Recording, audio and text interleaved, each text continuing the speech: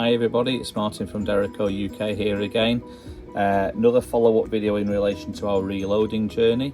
You'll see that if you've been following us along, in the last video we went through trimming, so we've been through the entire step so far including trimming. Hopefully this will just be a quick video in relation to chamfer and deburring the cases. If you watched the last one, you'll have seen that we used our SRT, our shoulder reference trimmer, in order to trim the brass cases back down to length, as we discussed. Whilst it does a fantastic job of trimming them, I don't know if you can see this, there we go. It does a fantastic job of trimming them, however it can leave that mouth quite sharp, so we need to do something about that. There are various ways of doing it. I'm completely honest, okay?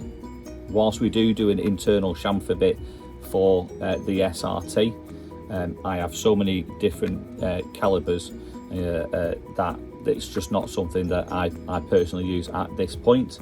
That might change. I personally use something like this, okay? Well, this is the one I use, but I'm saying there are various ones out there. So this is a Case Prep Duo by Hornady. But it's basically, I'll bring this in a bit closer to the camera. It's basically a motorized 2-bit device. It's a cordless device that I can use for doing the internal and outside of the mouth. Really easy, and it does lock in place, so I can just set that going. One thing that I always do, because it makes an awful lot of mess, and I've already made a mess of my nice mat, put something down to catch it. But same as in the trimming previous video we do, I can leave this on, do the inside, do the outside, and it goes into the other box. Very, very simple. Now we're trying to put a little bit of an edge on it, but it's not really about cutting off metal. You won't really be able to see this very much in the video. We're just trying to put this tiny chamfer on it. Okay, it's about deburring, making sure we haven't got that sharp edge, something that the bullet can just glide nicely into. A few seconds on each one and it's done. Now, as fantastic as this machine is, most of the time, personally I find that the battery won't last me if I'm doing 100 or 200 cases. So there is an alternative for other people out there, and I don't actually think they make this tool anymore. However, we can go back to our cordless drill that you saw us use in the last video. Very, very simple. These are universal bits. I can't remember the thread off the top of my head, I'm terribly sorry, but you can buy these bits from loads of places online. Okay, go to Spuds, go to Livens or Brownells, anywhere like that will sell these type of bits. You don't actually need the device, because if we just chuck it up in our drill,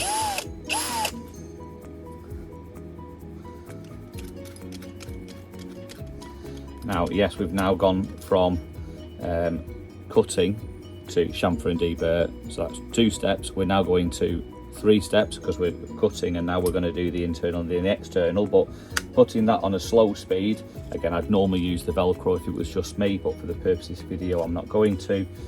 Again, 1,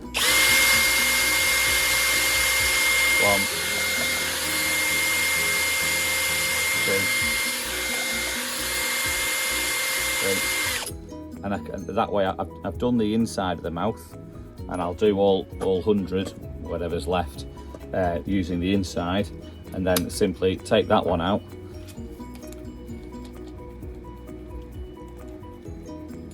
and swap it round for the outside case mouth, and they do exactly the same.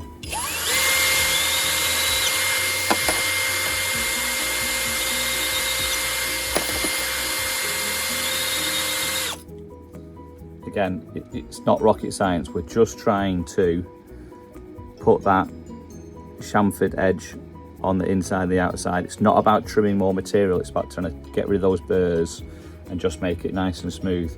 Something that I saw online that said you can tell when you've properly got it deburred is do it case to case and slide the mouths over each other, and you shouldn't feel any pulling from one against the other. And you know that those have had the outside of the mouths done properly. The other thing you can do is just to get some cotton wool, rub the cotton wool over it and see if that's catching. That'll tell you whether or not you've managed to get rid of those burrs. That's all there is to it. This is not a particularly difficult step, but it is an important step. So however you choose to do it, there are manual devices, but the same as trimming every time, I do this every time. The outside's going to make sure that nothing's getting caught in the inside of your chamber. The inside is going to make sure that your bullet can seat nicely without shaving anything off the jacket. That's all there is to it.